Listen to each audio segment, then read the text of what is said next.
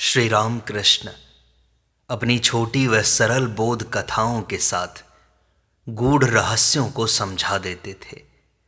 ये कथाएं स्वयं में वेदों एवं उपनिषदों के मार्मिक ज्ञान को समेटे हुए हैं। इन्हीं सरल व छोटी कथाओं के प्रथम भाग को हम प्रारंभ करते हैं। पहली बोध कथा है, ईश्वर तीनों गुणों के परे है। एक आदमी जंगल की राह से जा रहा था कि 3 डाकुओं ने उसे पकड़ा। उन्होंने उसका सब कुछ छीन लिया। एक डाकू ने कहा, अब इसे जीवित रखने से क्या लाभ। यह कहकर वह तलवार से उसे काटने आया। तब दूसरे डाकू ने कहा, नहीं जी, काटने से क्या होगा, इसके हाथ पैर बांधकर यहीं छोड़ दो। वैसा करके डाकू उसे वहीं छोड़कर चले गए। थोड़ी देर बाद उनमें से एक लौट आया और बोला, ओह, तुम्हें चोट लगी, आओ मैं तुम्हारा बंधन खोल देता हूं। उसे मुक्त करके डाकू ने कहा, आओ मेरे साथ, तुम्हें सड़क पर पहुंचा दूं। बड़ी देर में सड़क पर पहुंचकर उसने कहा, इस रास्ते से चले जाओ, वह तुम्हारा मकान दिखाई देता है। तब उस आदमी ने डाकू से कहा, भाई, आपने बड़ा उपकार किया, अब आप भी चलिए मेरे मकान तक, आइए। डाकू ने कहा, नहीं, मैं वहां नहीं आ सकता, पुलिस को खबर लग जाएगी। यह संसार ही जंगल है, इसमें सत्व, रज, तम, ये 3 डाकू रहते हैं। ये जीवों का तत्व ज्ञान छीन लेते हैं। तमोगुण मारना चाहता है, रजोगुण संसार में फंसाता है, पर सत्वगुण रजोगुण और तमोगुण से बचाता है।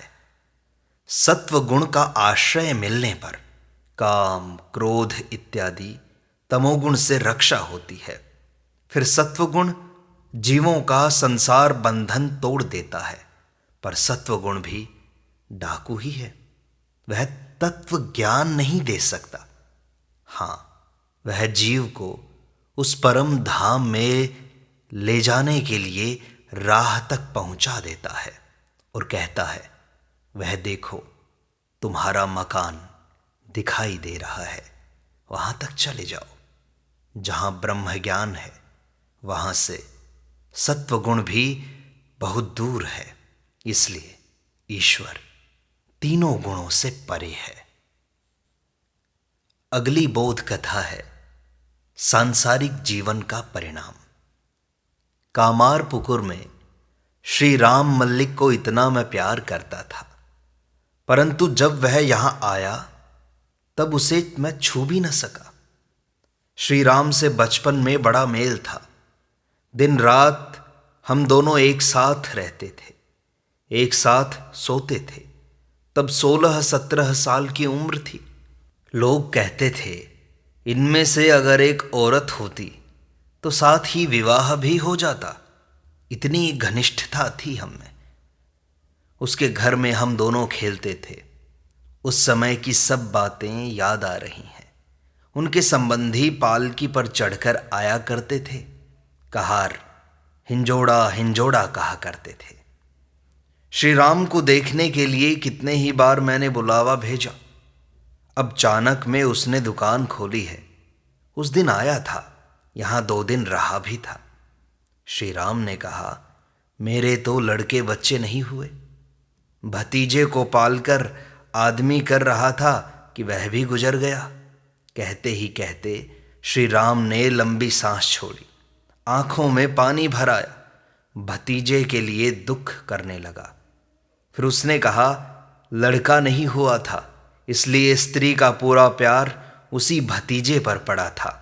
अब वह शोक से अधीर हो रही है। मैं उसे बहुत समझाता हूं, पगली, अब शोक करने से क्या होगा, तू वाराणसी जाएगी। अपनी स्त्री को वह पागल कहता था।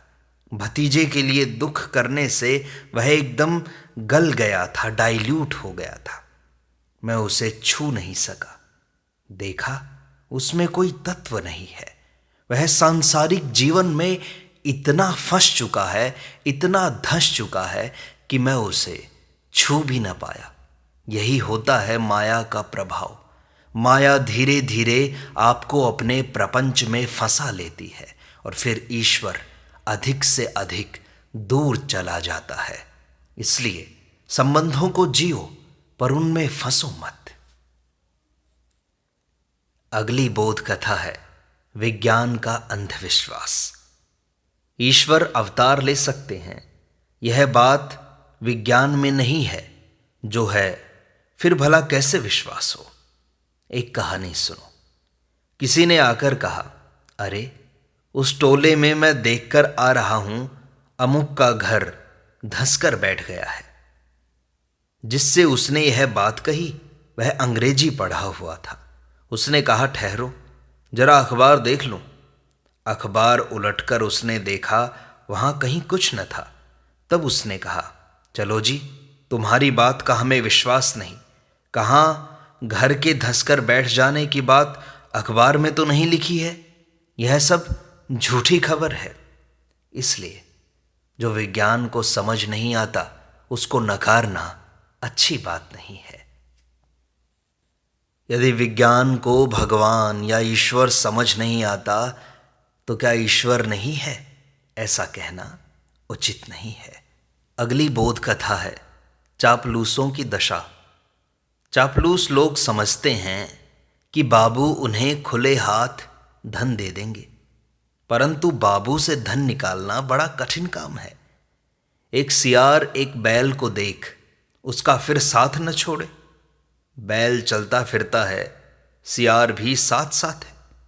सियार ने समझा कि बैल का जो अंडकोश लटक रहा है वह कभी न कभी गिरेगा और वह उसे खाएगा। बैल कभी सोता है तो वह भी उसके पास ही लेटकर सो जाता है, और जब बैल उठकर घूम फिरकर चरता है तो वह भी साथ साथ रहता है।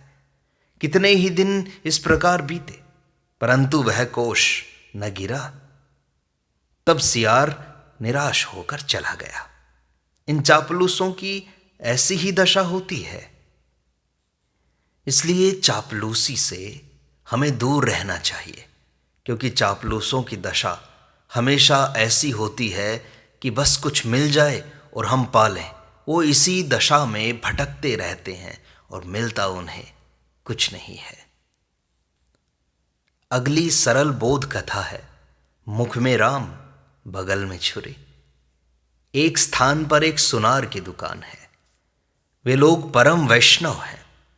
गले में माला तिलक है, हमेशा हाथ में हरिनाम का झोला और मुख में सदैव हरिनाम। उन्हें कोई भी साधु ही कहेगा और सोचेगा कि वे पेट के लिए ही सुनार का काम करते हैं, क्योंकि औरत बच्चों को पालना ही है। परम वैष्णव जानकर अनेक ग्राहक उन्हीं की दुकान में आते हैं, क्योंकि वे जानते हैं कि इनकी दुकान में सोने चांदी में गड़बड़ी ना होगी। ग्राहक दुकान में आते ही देखता है कि वे मुख से हरिनाम जप रहे हैं और बैठे हुए कामकाज भी कर रहे हैं। खरीदार ज्यों ही आकर बैठा कि एक आदमी बोल उठा, केशव केशव केशव। थोड़ी देर बाद एक दूसरा कह उठा, गोपाल गोपाल गोपाल। फिर थोड़ी देर बाद बातचीत होने पर तीसरा आदमी कह उठा, हरी हरी हरी। अब जेवर बनाने की बातचीत एक प्रकार से समाप्त हो रही है। इतने में ही एक व्यक्ति बोल उठा, हर हर हर। इसीलिए तो इतनी भक्ति प्रेम देखकर वे लोग इन सुनारों के पास अपना रुपया पैसा देकर निश्चिंत हो जाते हैं, जैसा कि वे लोग कभी न ठगेंगे। परंतु असली बात क्या है जानते हो? ग्राहक के आने के बाद जिसने कहा था केशव केशव, उसका मतलब है ये सब लोग कौन हैं, अर्थात ये ग्राहक लोग कौन हैं। जिसने कहा गोपाल गोपाल, उसका मतलब है ये लोग गाय के दल हैं। जिसने कहा हरी हरी, उसका मतलब है ये लोग मूर्ख हैं। तो फिर हरि अर्थात हरण करूं क्या? और जिसने कहा हर हर, इसका मतलब है इनका सब कुछ हरण कर लो।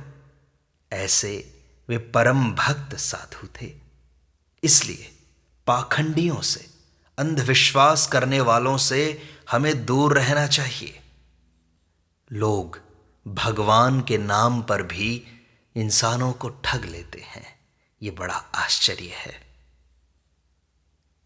अगली बोध कथा है ईश्वर विषयक व्यर्थ विवाद। यह अच्छा नहीं, यह कहना कि हम लोगों ने जो कुछ समझा है वही ठीक है और दूसरे जो कुछ करते हैं वो सब गलत है। हम लोग निराकार कह रहे हैं, अतएव वे साकार नहीं निराकार हैं। हम लोग साकार कह रहे हैं, अतएव वे साकार हैं निराकार नहीं। मनुष्य क्या कभी उनकी इति कर सकता है? क्या भगवान को पा सकता है? क्या उनको समझ सकता है? इसी तरह वैष्णवों और शाक्तों में भी विरोध है। वैष्णव कहता है हमारे केशव ही एकमात्र उद्धार करता है, और शाक्त कहता है बस हमारी भगवती एकमात्र उद्धार करने वाली है। मैं वैष्णव चरण के सेजो बाबू के पास ले गया था। वैष्णव चरण वैरागी हैं, बड़ा पंडित है, परंतु कट्टर वैष्णव है। इधर सेजो बाबू भगवती के भक्त हैं। अच्छी बातें हो रही थी। इसी समय वैष्णव चरण ने कह डाला, मुक्ति देने वाले तो एक केशव ही हैं। केशव का नाम लेते ही सेजो बाबू का मुख लाल हो गया और वो बोले, ऐसा तो नहीं है, हमारी भगवती ही कृपा करने वाली है। तो ऐसे होता है, जब तक ईश्वर किसी को समझ में नहीं आता तब तक ये लोग व्यर्थ ही विवाद करते हैं। कोई जिस परंपरा में पढ़ा लिखा है उसी परंपरा के भगवान को, उसी परंपरा के ईश्वर को बड़ा मानता है, लेकिन जब वह तत्व से भगवान को समझ लेता है तब ये सब एक हो जाते हैं। तब विवाद नहीं हो सकता, तब तो केवल भगवत शरणागति होती है। इसलिए जितना हो सके ईश्वर विषयक व्यर्थ विवाद से हमें बचना चाहिए। अगली बोध कथा है गृहस्थी में व्यस्त भागवत पंडित। एक ने एक भागवत पाठी पंडित चाहा था। उसके मित्र ने कहा, एक बड़ा अच्छा भागवती पंडित है, परंतु कुछ अड़चन है। वह यह है कि उसे खुद अपने घर की खेती का काम संभालना पड़ता है। उसके 4 हल चलते हैं और 8 बैल हैं। सदा उसे अपने काम की देख रेख करनी पड़ती है, इसलिए अवकाश नहीं है। जिसे पंडित की जरूरत थी उसने कहा, मुझे इस तरह के भागवती पंडित की जरूरत नहीं है जिसे अवकाश ही न हो। हल और बैल वाले भागवती पंडित की तलाश मैं नहीं करता। मैं तो ऐसा पंडित चाहता हूं जो मुझे भागवत सुना सके। तात्पर्य यह है कि लोग सांसारिक विषयों में उलझे हुए हैं। वे भगवान नाम का स्मरण नहीं करना चाहते, वे भगवान नाम का कीर्तन जप नहीं करना चाहते। वो तो अपनी सांसारिक दिनचर्या को ही सब कुछ मान बैठे हैं। जब संसार के कामों में व्यक्ति फंस जाता है, अर्थात वो सब कुछ संसार को ही समझने लगता है, उसका मन भगवत चिंतन में नहीं लग सकता। इसलिए उन व्यक्तियों से, उन पंडितों से, उन विद्वानों से भी दूर रहो जो सांसारिक विषयों में तुम्हें फंसाते हैं। अगली बोध कथा है संसार में सभी की उपयोगिता है, दुष्ट लोगों की भी आवश्यकता है। एक गांव के लोग बहुत उद्दंड हो गए थे। उस समय वहां गोलोक चौधरी को भेज दिया गया। उसके नाम से लोग कांपने लगे, इतना कठोर शासन था उसका। अतएव अच्छे बुरे सभी तरह के लोग चाहिए। सीता जी बोली, राम, अयोध्या में यदि सभी सुंदर महल होते तो कैसा अच्छा होता। मैं देख रही हूं अनेक मकान टूट गए हैं, कुछ पुराने हो गए हैं। श्री राम बोले, सीता, यदि सभी मकान सुंदर हों तो मिस्त्री लोग क्या करेंगे? ईश्वर ने सभी प्रकार के पदार्थ बनाए हैं, अच्छे पेड़, विषैले पेड़ और व्यर्थ के पौधे भी। जानवरों में भले बुरे सभी हैं, बाघ, शेर, सांप सभी हैं। इसलिए संसार में सभी की उपयोगिता है। कुछ भी व्यर्थ नहीं है। अगली बोध कथा है जीवों के 4 प्रकार। जीव 4 प्रकार के होते हैं, बद्ध, मुमुक्षु, मुक्त और नित्य। नारद आदि नित्य जीव हैं। ऐसे जीव औरों के हित के लिए, उन्हें शिक्षा देने के लिए संसार में रहते हैं। बद्ध जीव विषय में फंसा रहता है, वह ईश्वर को भूल जाता है, भगवत चिंतन वह कभी नहीं करता। मुमुक्षु जीव वह है जो मुक्ति की इच्छा करता है। मुमुक्षुओं में से कोई कोई मुक्त हो जाते हैं, कोई कोई नहीं होते। मुक्त जीव संसार के कामिनी कांचन में नहीं फंसते हैं। जैसे साधु महात्मा, इनके मन में विषय बुद्धि नहीं रहती, ये सदा ईश्वर के ही पाद पद्मों की चिंता करते हैं। जब जाल तालाब में फेंका जाता है, तब जो 2-4 होशियार मछलियां होती हैं, वे जाल में नहीं आती। यह नित्य जीवों की उपमा है। किंतु अनेक मछलियां जाल में फंस जाती हैं। इनमें से कुछ निकल भागने की चेष्टा भी करती हैं। यह मुमुक्षुओं की उपमा है। परंतु सब मछलियां नहीं भाग सकती, केवल 2-4 उछल उछल कर जाल से बाहर हो जाती हैं। तब मछुआ कहता है, अरे एक बड़ी मछली बह गई। किंतु जो जाल में पड़ी है, उनमें से अधिकांश मछलियां निकल नहीं सकती, वे भागने की चेष्टा भी नहीं करती। जाल को मुंह में फांस कर, मिट्टी के नीचे सिर घुसेड़ कर चुपचाप पड़ी रहती हैं और सोचती हैं, अब कोई भय की बात नहीं, बड़े आनंद में है। पर वे नहीं जानती कि मछुआ घसीट कर उन्हें ले जाएगा। यह बद्ध जीवों की उपमा है। यह संसार में जो लोग बंधे हुए हैं, फंसे हुए हैं, विषयों का चिंतन मनन करते हैं और उसी में आनंदित रहते हैं, यह उनकी उपमा है बद्ध जीवों की। अगली बोध कथा है संग्रह ही दुख का कारण है। एक जगह धीवर मछली मार रहे थे। एक चील झपट कर एक मछली ले गई, परंतु मछली को देखकर करीब 1000 कौवे उसके पीछे लग गए और साथ ही कांव कांव करके बड़ा हल्ला मचाना शुरू कर दिया। मछली को लेकर चील जिस तरफ जाती, कौवे भी उसके पीछे पीछे उसी तरफ चले जाते। चील दक्षिण दिशा की ओर गई, तब कौवे भी उसी ओर गए। जब वह उत्तर की तरफ गई, तब वे भी उसी ओर चले गए। इसी तरह पूर्व और पश्चिम की ओर भी चील चक्कर काटने लगी। अंत में घबराहट के मारे उसके चक्कर लगाते हुए मछली उससे छूटकर जमीन पर गिर पड़ी। तब वे कौवे चील को छोड़कर मछली की ओर दौड़े। चील तब निश्चिंत होकर एक पेड़ की डाल पर जा बैठी। बैठी हुई यह सोचने लगी, कुल बखेड़े की जड़ यही मछली थी। अब वह मेरे पास नहीं है, इसलिए मैं निश्चिंत हूं। यही तो है दुख का कारण। संग्रह, मोह, यही दुख का कारण है। संसार में जीव अपनी विषयासक्ति में फंस जाता है, कामना में फंस जाता है।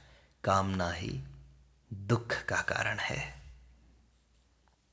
अगली बोध कथा है एक कौपीन के वास्ते।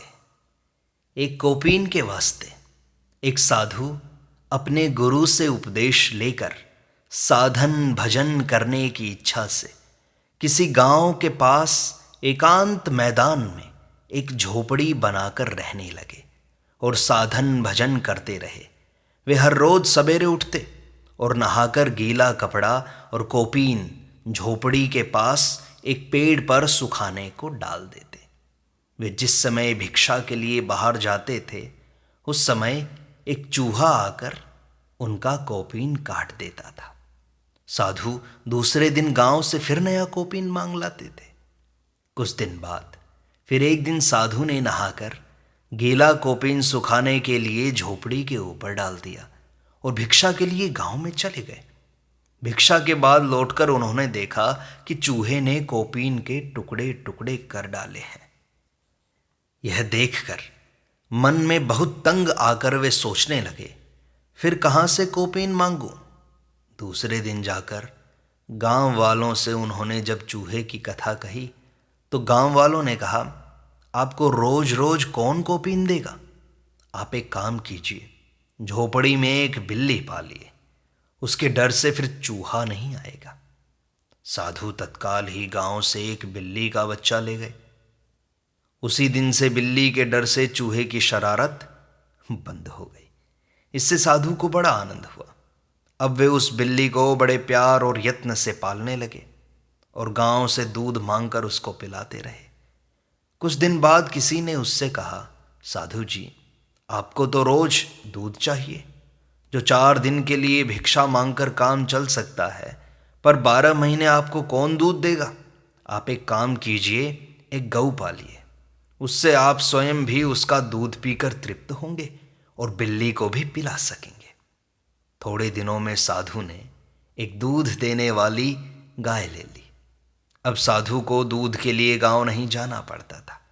बाद में साधु ने उस गौ के लिए गांव से घास पात मांगना शुरू कर दिया। तब गांव वाले उनसे कहने लगे, अपनी झोपड़ी के आसपास पड़ी हुई जमीन में हल चलवाइए, तो घास पात के लिए आपको गांव में भिक्षा नहीं मांगनी पड़ेगी। फिर साधु ने अपने आसपास वाली जमीन में किसानी शुरू की। इस काम के लिए धीरे धीरे उनको आदमी रखना पड़ा।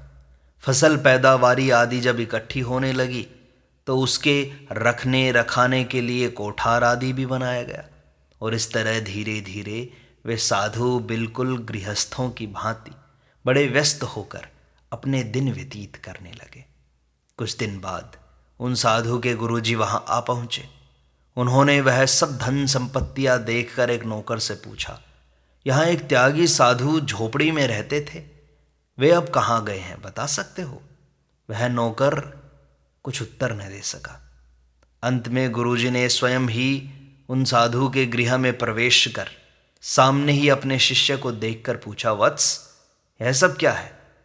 शिष्य लज्जित होकर गुरुजी के श्री चरणों में गिर पड़ा और बोला, महाराज, ये सब एक कौपीन के वास्ते हुआ। शिष्य ने एक एक करके सारी घटनाएं गुरुजी को कह सुनाई। श्री गुरु के दर्शन से शिष्य की सारी आसक्ति नष्ट हो गई और उसने तत्क्षण सब धन संपत्तियां त्याग कर गुरुजी का अनुगमन किया। इसी तरह होता है अहंकार। जब हम अहंकार को तृप्त करने लगते हैं तो उसके छोटे छोटे छिद्र निकल निकल कर बाहर आते हैं। जब उन छिद्रों को भरना शुरू करते हैं तो धीरे धीरे और छिद्र और इच्छाएं जागनी शुरू हो जाती हैं। एक इच्छा को पूरी करो तो दूसरी अपना सिर उठा लेती है। इस तरह इच्छाओं का अंत नहीं, इच्छाओं का कोई छोर नहीं। इसीलिए अपना समय भगवत भजन में लगाओ, भगवत सुमिरन में लगाओ।